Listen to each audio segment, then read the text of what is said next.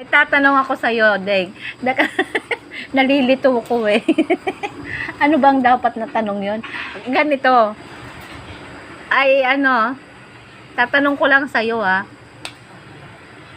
Saan nag-umpisa ang manok? Saan nagmumula ang manok? Nagmula ang manok sa letter M. Magtatapos sa letter K. Sa pakinggan. Saan nga nagmula? Nagmula siya sa nanay niya.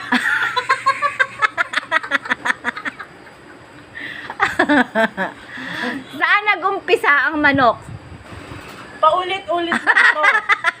Nag-umpisa ang manok sa itlog. Oh, saan nagmula ang itlog?